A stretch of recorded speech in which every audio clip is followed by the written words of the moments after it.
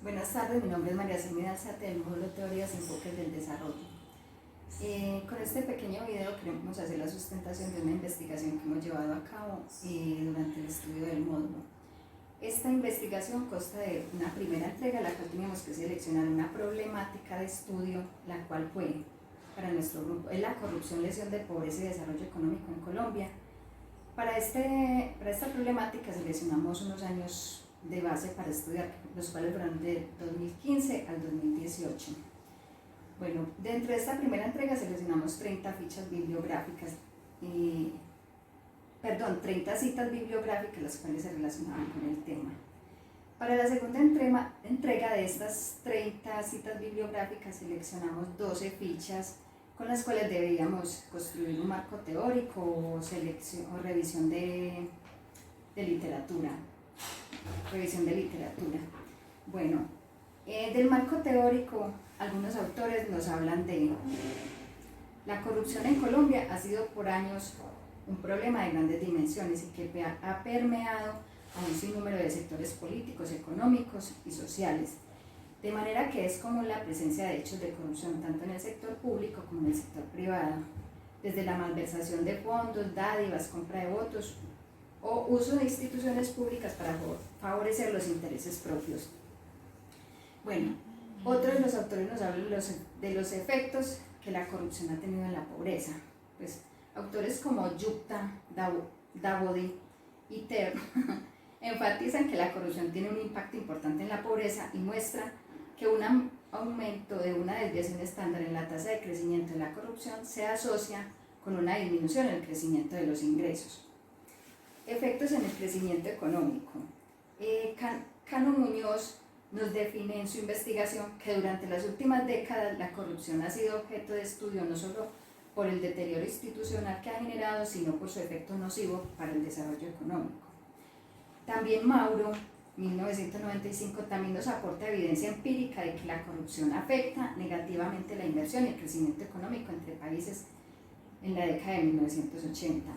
Para el efecto tomó como promedio el índice de corrupción del Business Internacional.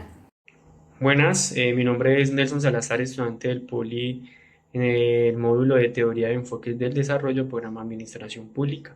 Hoy vamos a hablar del tema de la corrupción en el marco teórico de la entrega final del trabajo. Hay que decir que en Colombia la corrupción ha llegado a niveles extremadamente escandalosos. Es el común denominador de los medios de comunicación.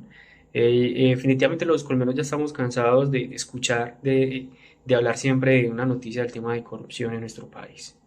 Entonces, literalmente estamos cansados porque el gobierno no ha hecho nada al respecto. Decir que acabar la corrupción es complicado, pero al menos hacer acciones que mitiguen un poco el tema de la corrupción. Digamos que han sido paños de agua tibia lo que ha hecho el gobierno. Según una encuesta del gobierno que se hizo a los empresarios, Transparencia por Colombia, según dicen los empresarios, el 91% de ellos percibe que se ofrecen sobornos desde el entorno de los negocios con el Estado. Incluso entre ellos también. El 76% considera que en el cierre de los negocios y contratos es la opción más usada y calculan que el 17.3% el promedio del valor que se paga de manera secreta para poder ganar una adjudicación de contrato. Eso es un tema muy delicado porque estamos observando de que la corrupción arranca desde el propio Estado.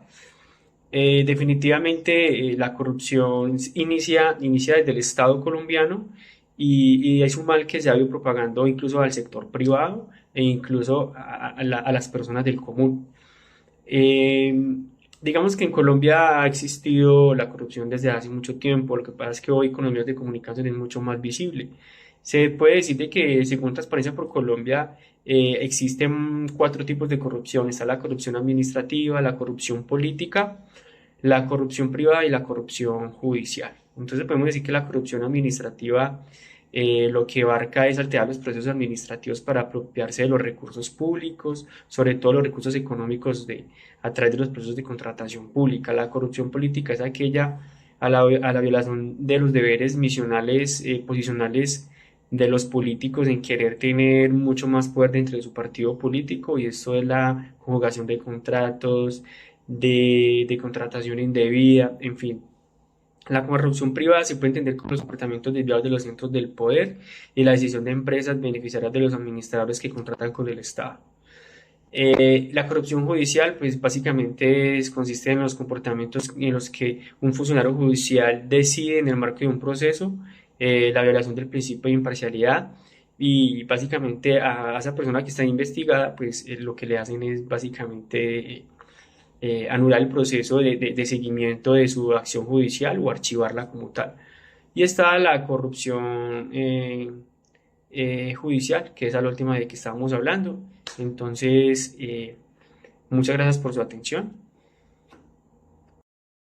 Buenas tardes, mi nombre es John Marc García de la Osa, soy de aquí de la isla de San Andrés, soy estudiante del Politécnico Gran Colombiano y me encuentro en el segundo semestre y esta tarde quiero compartir o queremos compartir con ustedes nuestra investigación donde busca mostrar la desigualdad que se viene presentando desde hace muchos años en este país, un fenómeno que ha sido un obstáculo para el desarrollo económico en Colombia. Cuando hablamos de corrupción, debemos entender que hay varios modelos de corrupción. Entre esas está la corrupción administrativa, la corrupción judicial y la más vista o más evidenciada, que es la corrupción política. Debemos saber que estos tres modelos de corrupción van de la mano. Estos tres tipos de corrupción han producido una gran cantidad de análisis empíricos. Los estudios empíricos sobre la corrupción requieren de una medición, así como un gran número de los variables sociales, económicos y políticos. Los resultados de la investigación empírica sobre la corrupción se han caracterizado por un no cumplir con una buena base de datos significativa, por lo que se resalta que los resultados de números de trabajo econométricos como esta presente investigación. Es decir, que no importa qué método se utiliza para poder medir la corrupción, es imposible ser cuantificada. La corrupción siempre habrá una manera para poder sobresalir.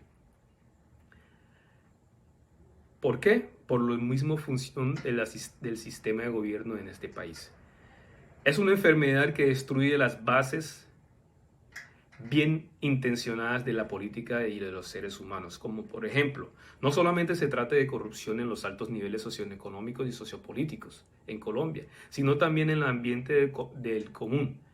En el momento de la infracción de tránsito, como por ejemplo, convirtiéndose esta en una de las más comunes dentro del ámbito diario y logrando socavar la fe de las instituciones, no por el funcionario corrupto, sino también por el ciudadano corrupto. Buenas noches, mi nombre es Diego Armando Velasco Solano y con el grupo de trabajo dentro de la materia de teoría y enfoque de desarrollo se abordó la investigación directamente sobre la corrupción. Me voy a hacer referencia principalmente sobre tres fichas bibliográficas que están dentro del trabajo, que hablan principalmente sobre la corrupción, cómo afecta a los derechos humanos. El otro libro, pero en el libro, es el impacto de la corrupción en los derechos humanos. El segundo libro es la corrupción, Estado de Derecho y derechos humanos. Y el tercero es un artículo que habla corrupción, mayor obstáculo al desarrollo económico social en todo el mundo.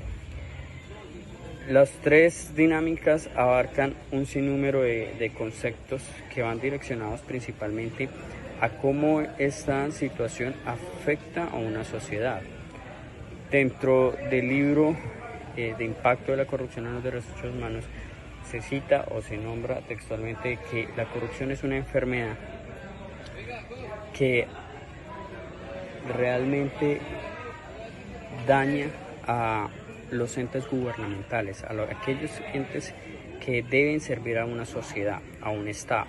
Igualmente habla cómo afecta el Estado de Derecho, la corrupción.